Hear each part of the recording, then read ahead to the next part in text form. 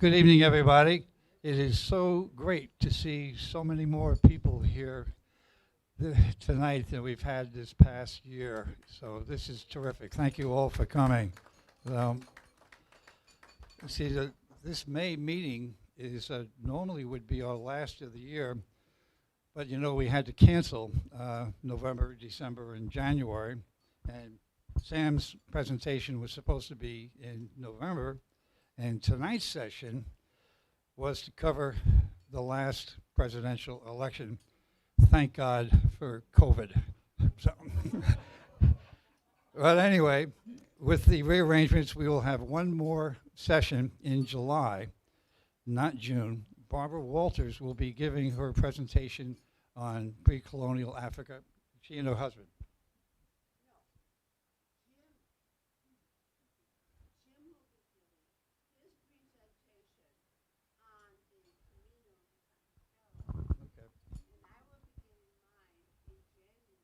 Okay. Oh.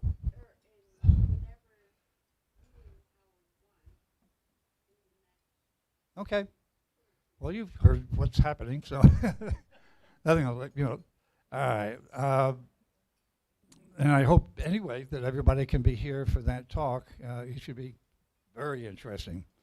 But now let's introduce our guest at my table over here. Of course, is my wife Brenda, who's been very kind to come with me to these sessions all year long that we've done it. So, okay, thank you. And at the table, Sam Field as his wife. Sean, you can introduce Sean right here. So, anyone else next table? Do we have any guests over here? Barbara? I have two guests tonight, thank you. I have my husband, Jim, who will be giving the July presentation, and then our friend, Ken Norris, who hopefully will join us someday. So. Yeah. I'm glad you mentioned having a new member join, because one of the things I was talking to Jim Coppinger about is we do need new members. And if we can get someone to join and be with us for at least a year, that the person who sponsors that member would have half tuition for 1 year anyway, okay? So I hope that's an incentive to everybody to try and come in and give us some new membership, okay? Is anyone else at any other table? Any guests? I guess that's it, so thank you. We have a piece of business that should have been completed last month. If you look on your table, you've got the nomination sheets for the board, etc. And as you can see, Susan Toms is going to be a new board member. You've got Howard Dooley taking over as president. Joe Fugate, Jim Coppinger, who are the backbone of this organization, will be continuing their role. And without Jim Coppinger, we ain't here. It's as simple as that. So, and we have a new setup that we haven't done before. We're going to have an audio visual chair with our great Andy Lowe. He makes this thing work, and the membership chair, Fred Jackson, okay? Let's see, there are some other nominations here. There's a role for a past president. That's mine. And in the words of William Tecumseh Sherman, if nominated, I will not run. If elected, I will not serve. Okay? Why do we have an election for past president? That just beats the heck out of me, okay? But there is another thing in there. You saw the interim vice president. And I thought that I could go and do that until someone within our group will step up to be the vice president for next year. You know, you have to, put the board, put the presentations and the program together, and we really need to have some new blood. But in the meantime, I'll do it and work with whoever wants to make a presentation and see what we can do, all right? And let's see if there's, are there any other nominations from the floor? If not, Ross?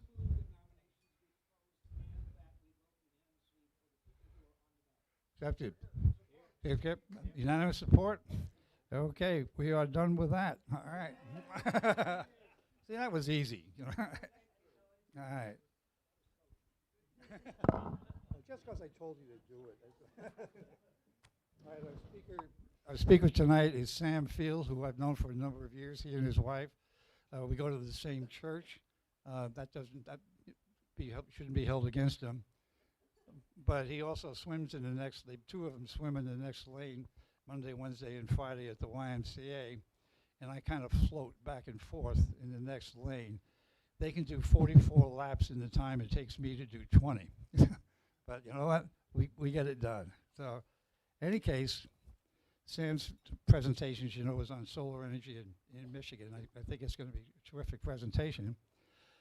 Sam is from Kalamazoo. He graduated cum laude from Michigan Law School in '77.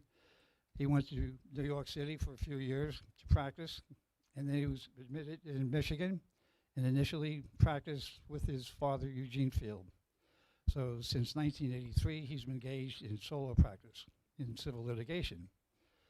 Sam has the privilege of having appeared before all state and federal courts in Michigan and New York, and he's admitted to practice before the U.S. Supreme Court. So about tonight's talk, Sam and his son in 2009 formed a company called Helios Solar, LLC, to develop the first large solar project in Michigan. When commissioned in 2010, that project represented approximately 15% of the total solar capacity in Michigan. Connor has a master's degree in electrical engineering from Ann Arbor and is one of only 10, quote, photovoltaic installer pros in the state of Michigan, okay? Got that right. All right. So since 2009, Helios has designed and constructed approximately 150 solar projects in the state of Michigan, incorporating more than 11,000 individual solar panels. So let's give a hand to Sam.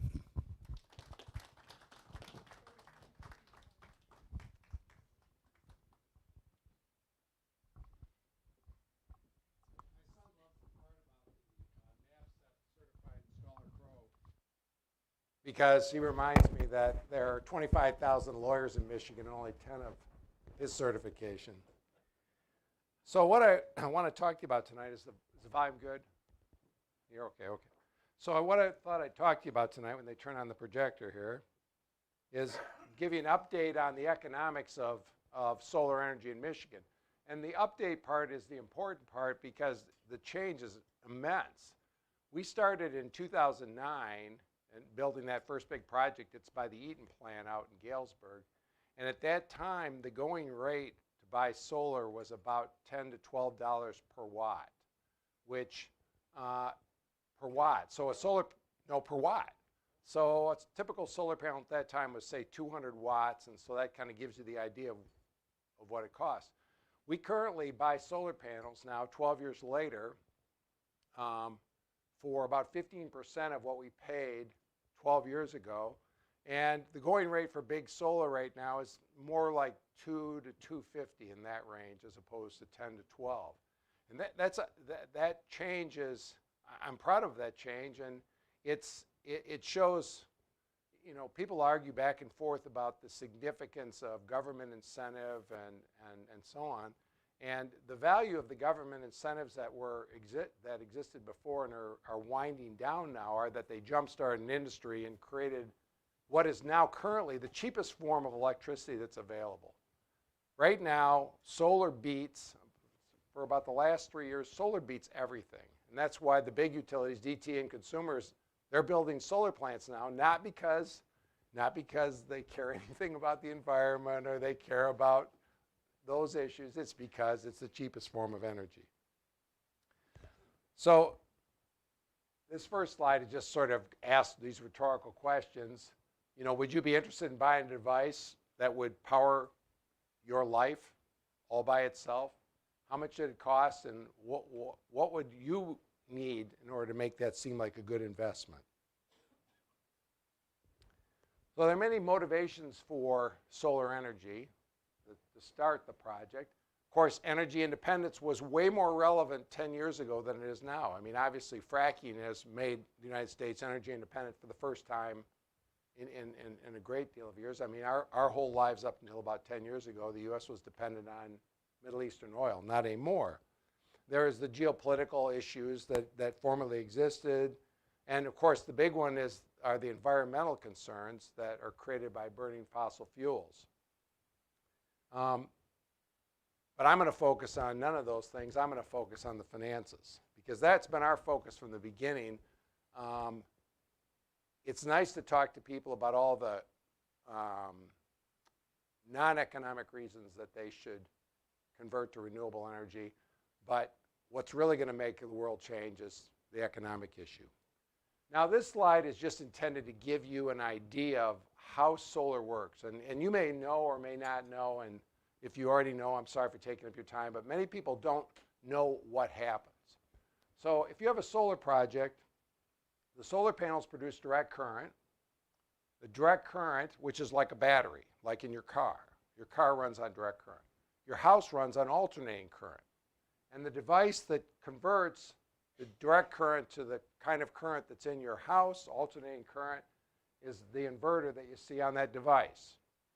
And then were you to be connected directly to the grid, then the current would go through a transformer, then a meter into the utility grid. Now, most of the projects we built are built behind the meter, and they're what's called, air quotes, net metered.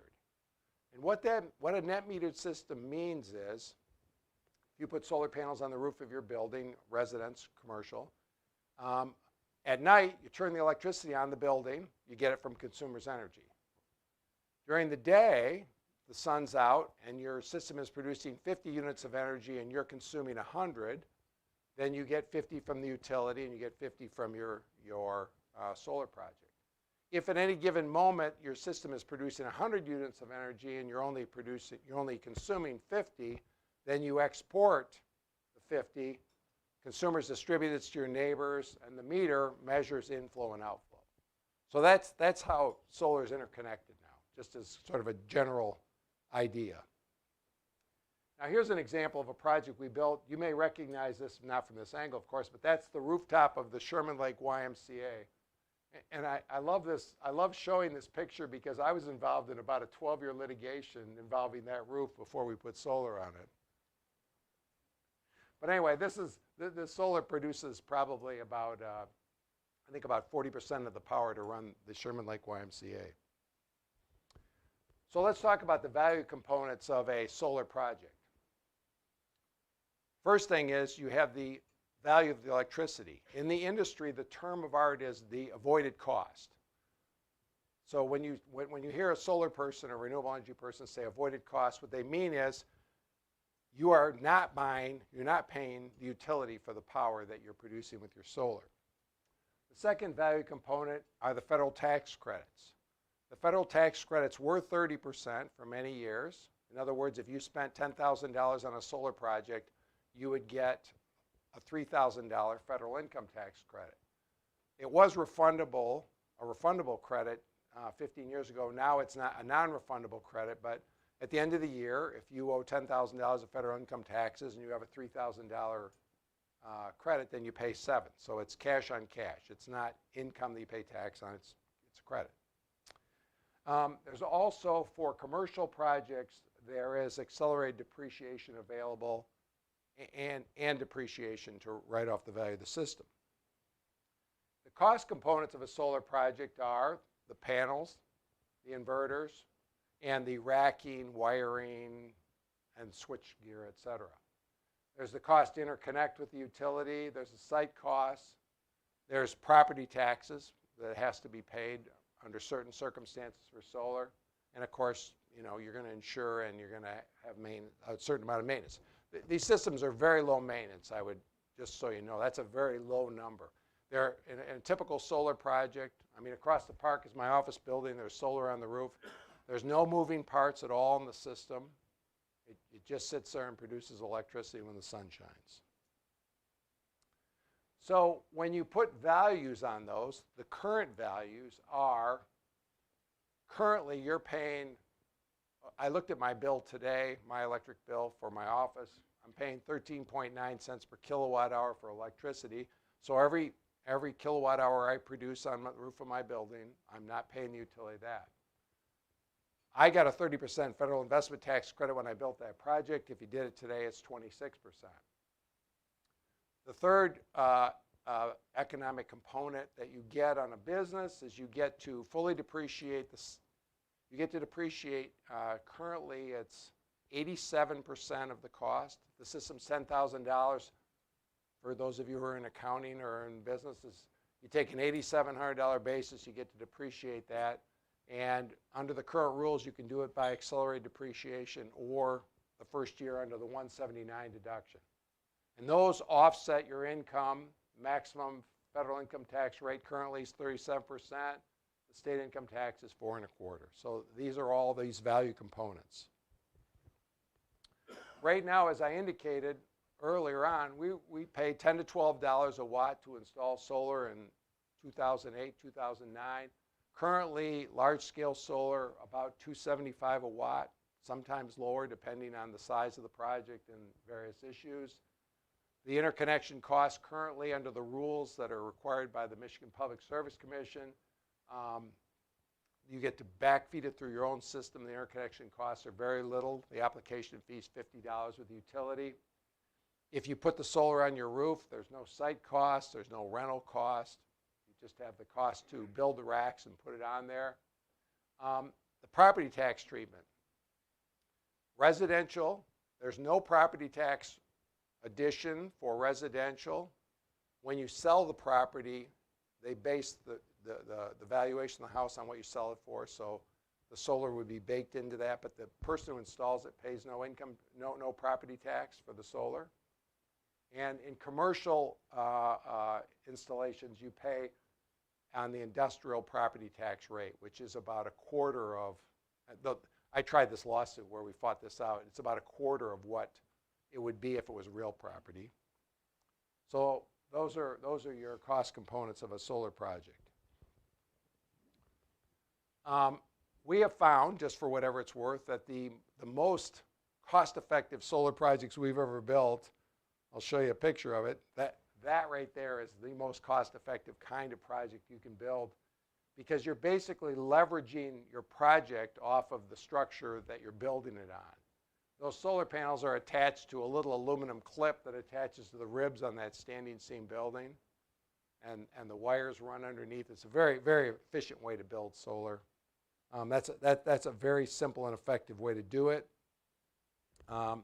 Currently, the payback, if you just want to use a simple payback analysis for solar, the current economic structure is you get all your money back in around 8 years, 6 to 8 years. I put 8 up there just to be conservative. But you get about 60% back the very first year because of the federal tax credits are immediate, and the depreciation expense can be taken immediately for a business. We've done projects for commercial customers doing we've done internal rate of return calculations. I don't know if that's a term that you're familiar with, but it's a way to compare, if you had $100,000 and you want to invest it with a wealth manager, if you invested your money for a solar project, you'd be comparing apples to apples. That expression is called the internal rate of return. If you talk to wealth managers, I imagine a lot of you do, they tell you, I don't know if yours says the same thing I hear, but 5 to 6% with reasonable risk over the long term. Does that sound about right? Anyway, with a solar project, your rate of return is about 12% over a 40-year time horizon, and your risk is not the stock market. Your risk is whether or not the sun is going to come up and go down. And I can assure you that there's hundreds of years of data that's very consistent on that. I thought I'd mention So everything I've discussed so far kind of gives you the economics of a self-installed solar project, either for a business or for your home. We've been, my son and I have been very actively involved. I'm not selling anything here. I'm not trying to break any rules. I'm just telling you we've been very actively involved in solar projects for nonprofits, schools, churches, the Kalamazoo Nature Center. I listed Kalamazoo County. That project you see by the jail, that's our project. And the interesting dilemma for a nonprofit is it doesn't pay taxes, so therefore it can't utilize that 26% investment tax credit. It can't use the depreciation expenses. And a simple metric for payback on solar is if you spend $1, you get about 8 cents of avoided costs back a year. That's about the metric. I mean, just in the broadest sense. So that 26% represents about 3 years of payback. And the depreciation deduction value represents another 2 or 3 years. So that 12 years comes down, that at 8 cents, it'd be 12 years, comes down to 6 years-ish. I mean, it all depends on the project, but with the federal tax credit and the accelerated depreciation. But of course, a nonprofit can't take advantage of that. So what we've been doing is we formed a for-profit corporation that provides, it's not a lease, but it looks sort of like a lease. I mean, it's the easiest way to describe it to somebody's lease, where, for example, at the jail, the county uses our solar equipment. They pay us a fee based on how much electricity it produces. What they pay is guaranteed to be less than what they would otherwise pay to consumers' energy. It's a rate that's guaranteed to be scaled below. And it's possible to do this because then the for-profit entity uses those tax credits. And then, for example, at the Nature Center, they have all of them have an option to purchase that project after 5 years, which is the federal recapture time. And again, I'm going through this really fast. I hope you're familiar with a lot of these terms. But if you take the federal income tax credit and you sell the project within 5 years, then you got to pay the government back. So after 5 years, the Nature Center will probably buy that project from us for a rate that reflects a deduction for the credit that we took. So sort of structured this so that the Nature Center can get the credit. So that's a model that we've been using a lot and is very, very advantageous to a lot of nonprofits. We've been really busy in that area. So I know time is short. It's already 8 o'clock, and I don't want to go over, but I'd be happy to answer anyone's questions. And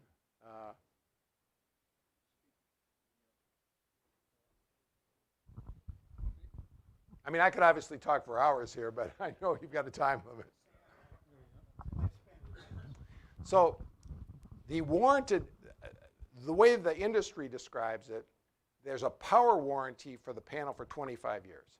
So you have a solar panel in the first year it produces, let's say it's rated at 400 watts.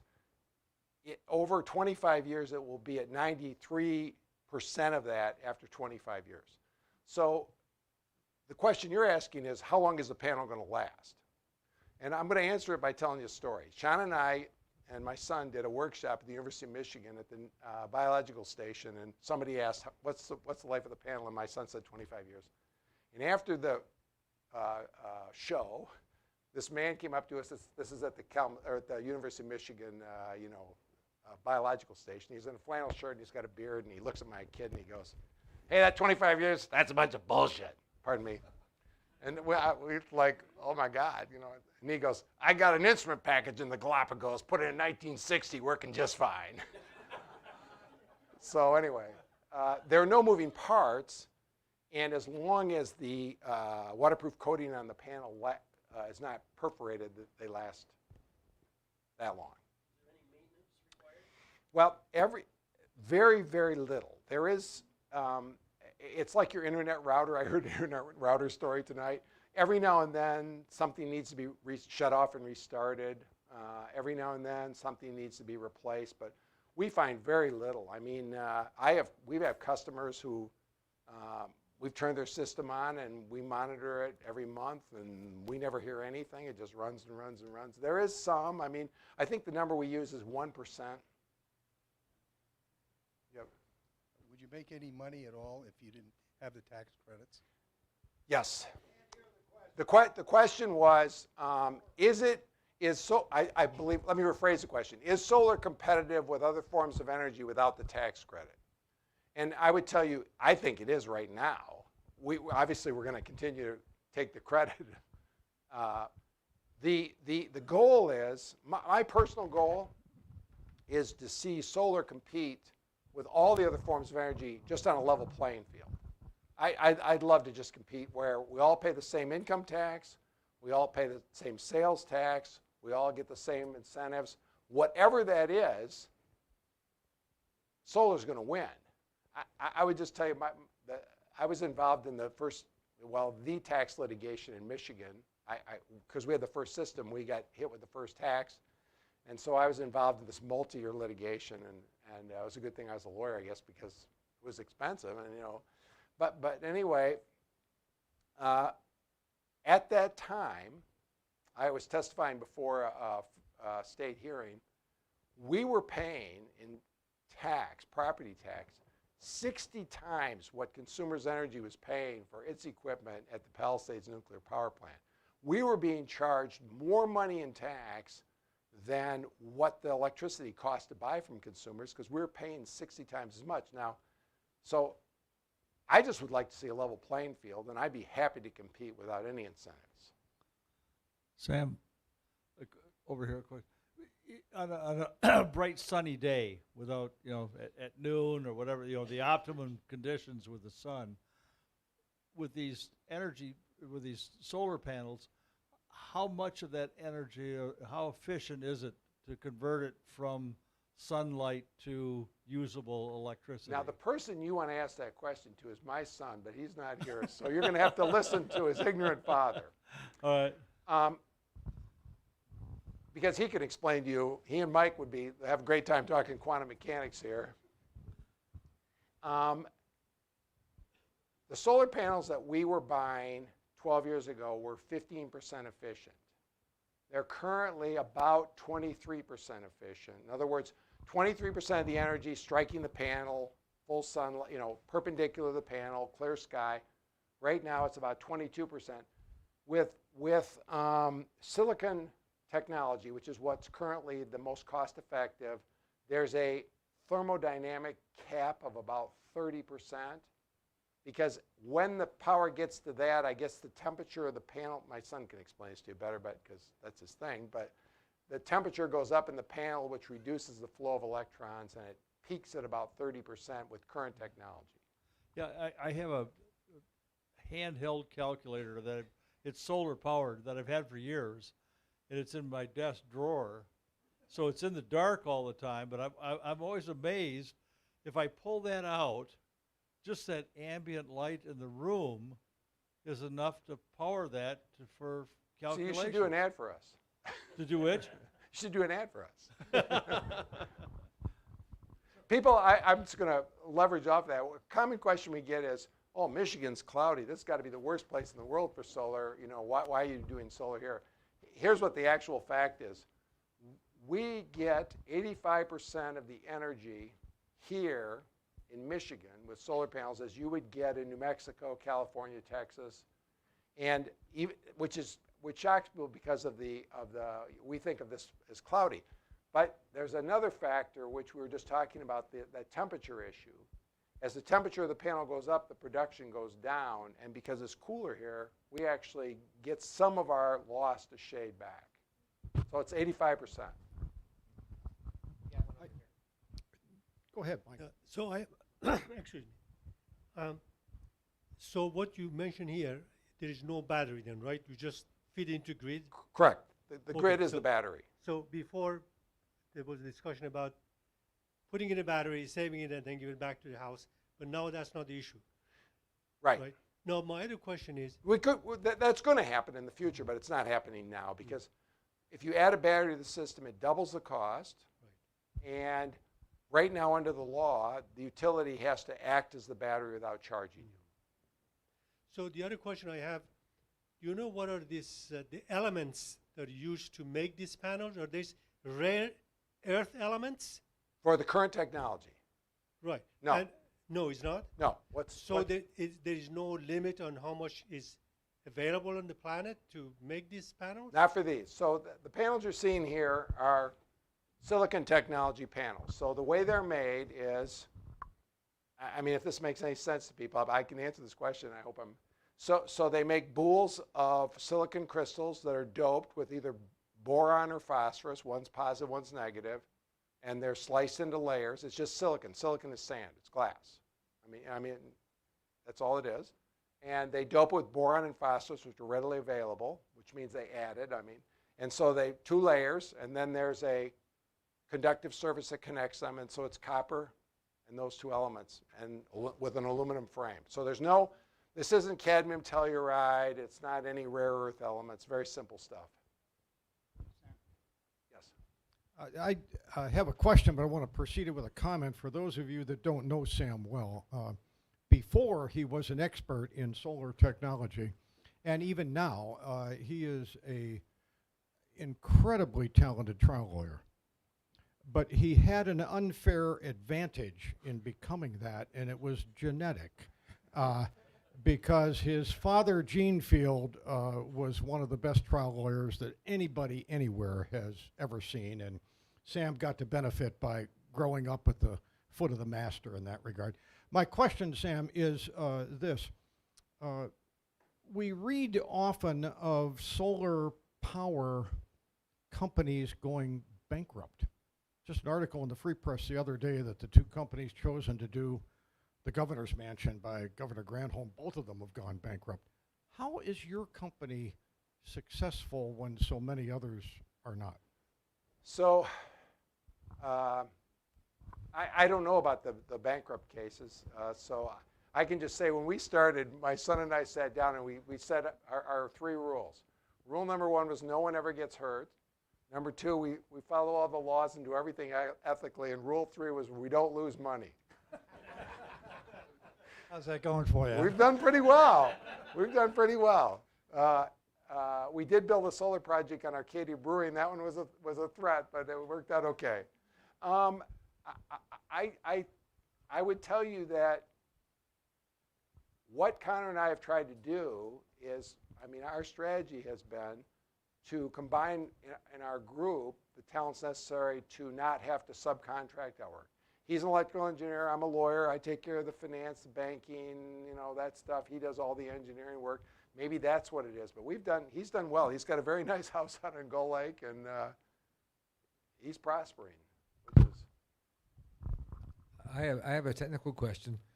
Does that the inverter that supplies power back to the consumers, does consumers have some specifications on the quality of the waveform that is fed back into the system? Yes, they do. Yeah, they definitely do. Now, let me just say that consumers doesn't own the inverters. Of course, the customer does. Mm-hmm.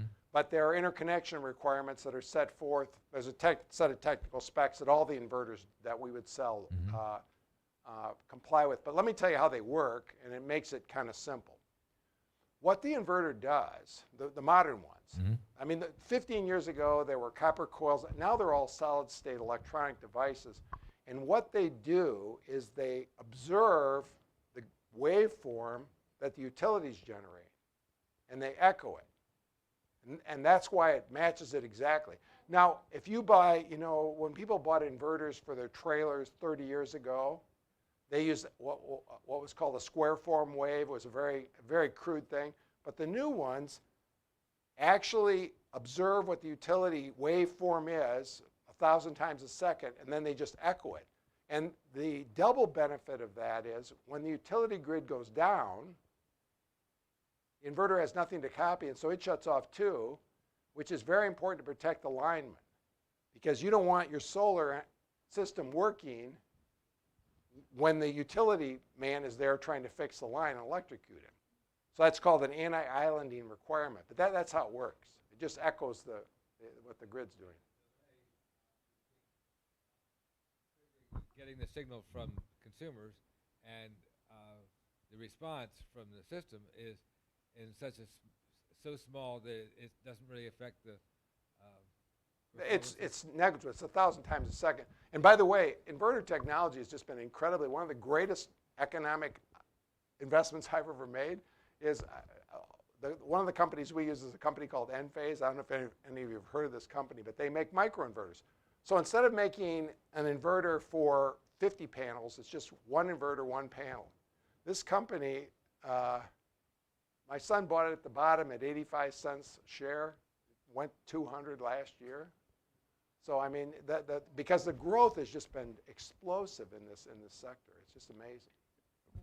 Okay, you've been doing this since what, 2009? 2009, yeah. What were you paying for a single panel then compared to today? So the panels we bought for Galesburg, we paid $265 a watt for, and they were 200-watt panels.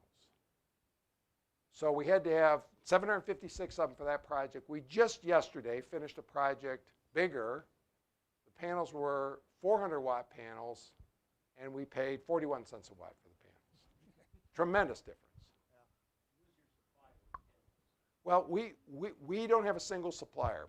I have an expert that I work with, who I work for actually, he's the boss, and his strategy is continuously open to whatever is available in the market.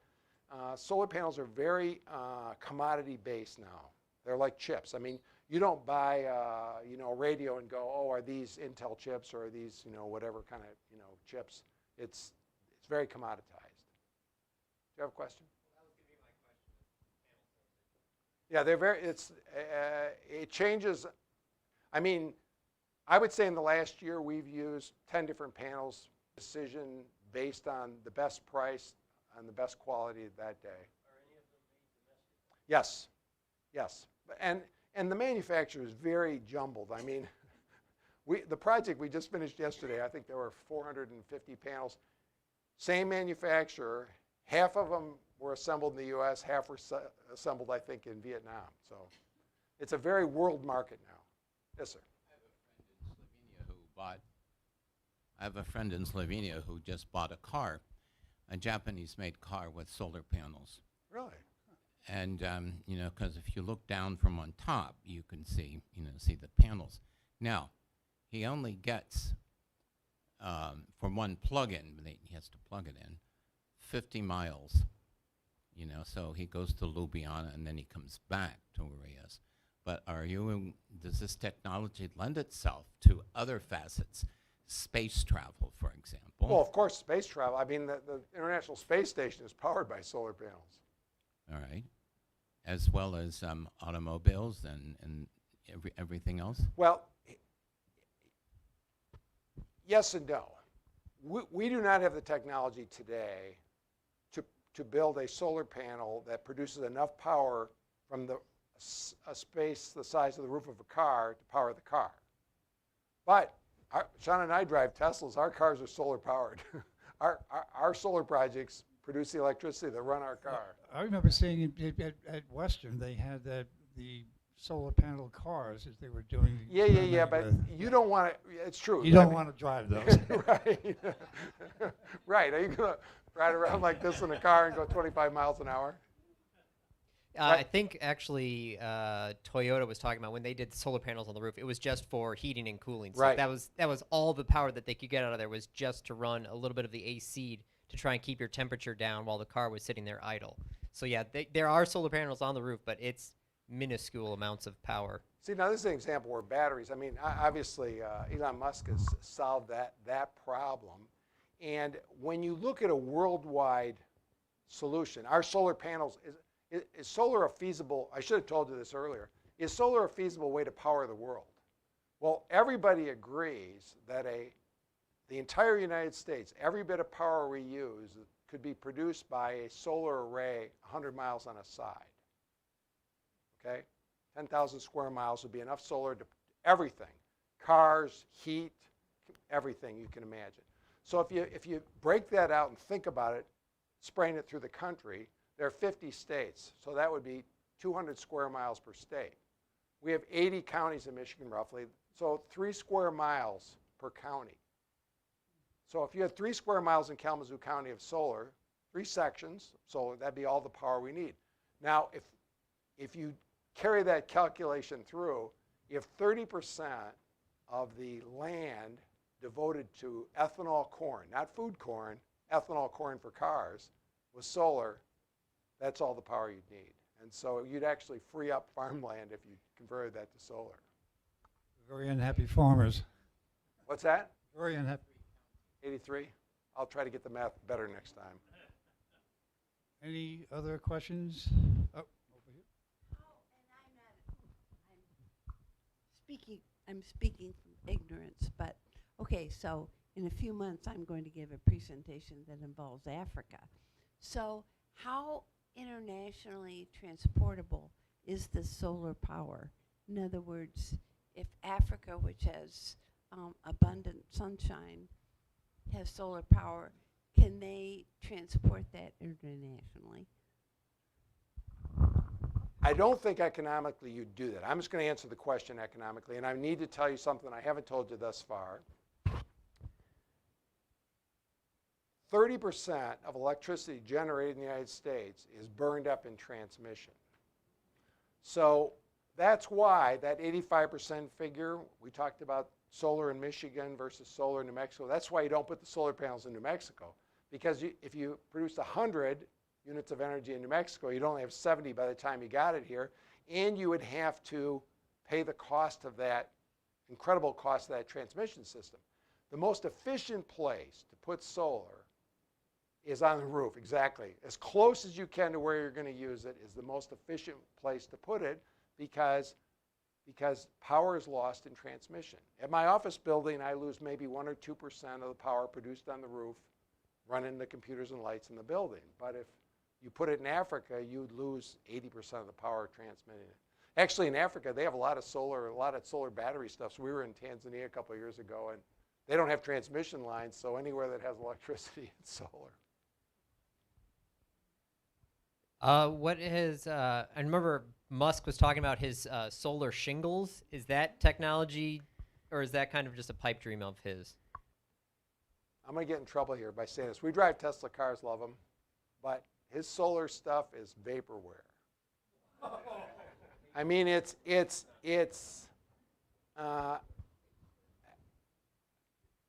think about, well, vaporware is an expression. I mean, I'm using an expression from the 70s when Apple would announce something and Microsoft would say they have the same product, and of course they didn't for 5 years, whatever. But what you're asking about is what's called BIPV, Building Integrated Photovoltaics.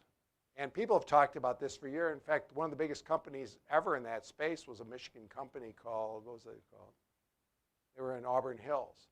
The problem is that wasn't First Solar, what was it? But anyway,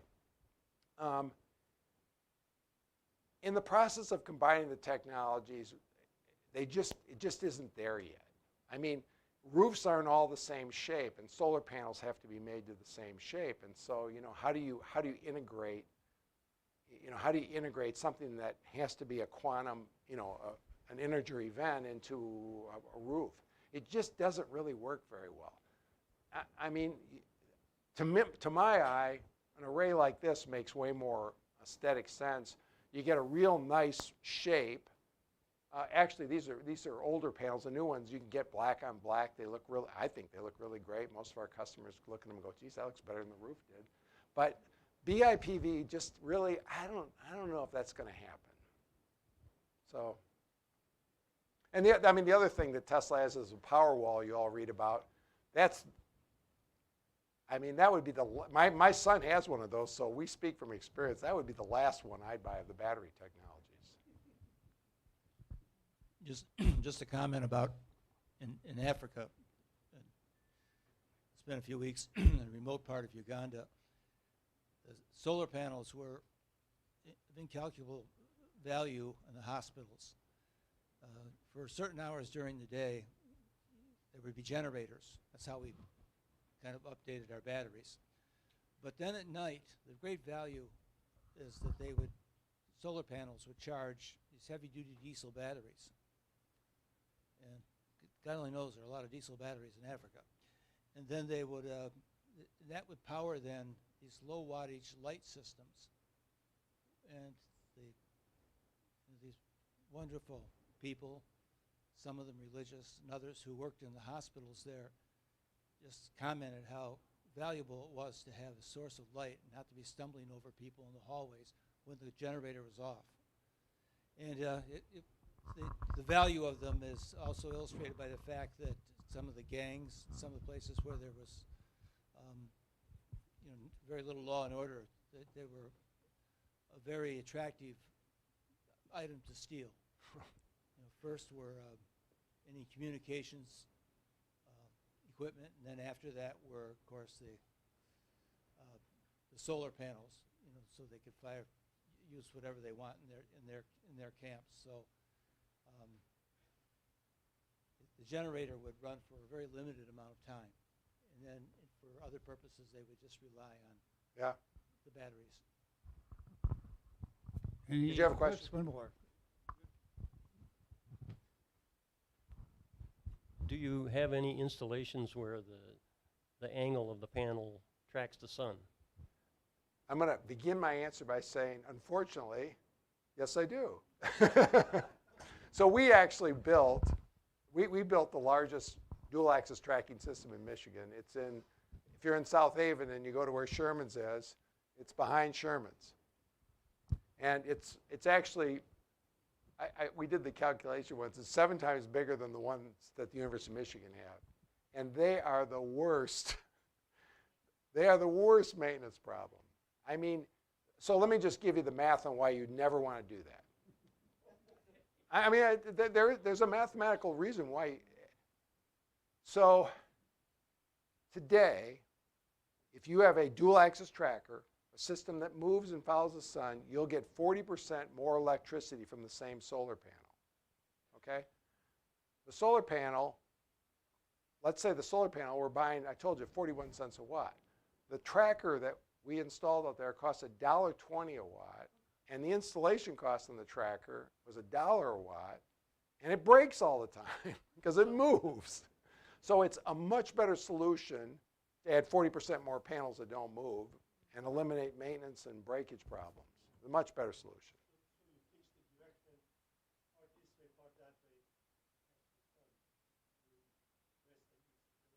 Well, now, no, the ideal position for a solar panel today in Michigan, in Kalamazoo, the ideal position is face due south at 42 degrees at our latitude. That's your ideal position. But if you do the math, it's a sine wave. I know you like math. It's a sine wave calculation. And so when you get off that perfect angle, you're still on the flat part of that sine curve. It doesn't make much difference. If you take let's say your house faces exactly south, and you calculate how much solar energy you would get with the panels on the roof. If you put the panels on the west, let's say your house is turned the other way and it's faced exactly west, you get 85% of the power. So it's not a huge loss because it's that top of that sine wave calculation.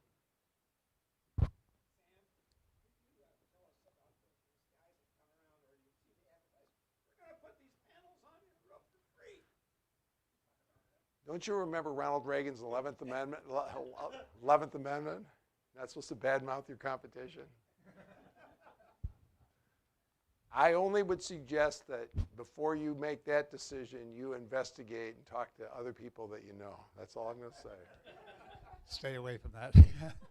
So what's the weakest link before, if this is great, that's great, but what is the weakest link to basically before we get mass solar panels everywhere? What's the one key thing? What's the biggest holdup for everything? Regulatory reform.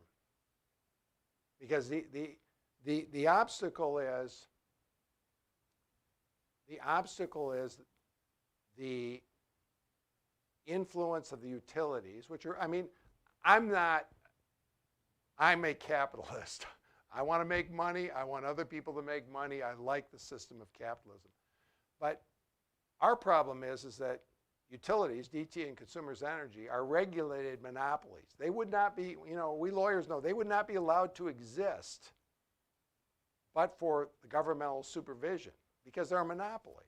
And monopolies are per se illegal other than the regulation. Now, I have no problem that Consumers Energy and DT have the right to have lobbyists to tell legislators their side of the story because their side is helpful. But what I really find offensive is their ability to make political contributions. There's something fundamentally wrong with a regulated company giving money to legislators. That's just, to me, that's just fundamentally wrong. And it's the regulatory problems. Let me give you an example. You've heard, I know you've heard this, that non-solar people are subsidizing people who put solar. Right? You've heard this, right? That is a canard. And let me tell you why. Most people don't understand this idea, but I'll try to explain it to you very quickly. There's a time value to electricity. If you look at the wholesale cost of electricity, it could be $50 a kilowatt hour at 2 o'clock on July 14th when everyone has their air conditioner on and they have every peaking plan on to make sure everyone's air conditioner is running. There are literally, if you look at the wholesale price, it's called the LMP, the localized marginal price, there are literally times when the price is negative, when people are paid to take the power off the grid. There's a giant battery in Ludington called the Ludington Pump Storage Project, which was built by the utilities to pump water up to a lake 363 feet above Lake Michigan to deal with this negative value of electricity. So the reason I tell you that is because when is solar energy produced? It's produced in the summer, mostly. We produce half of our power on an annual basis in the summer months, and it's all during peak consumption time. And if you do the calculations comparing the time of production of solar, the calculation we had was 77% more than the average cost of electricity.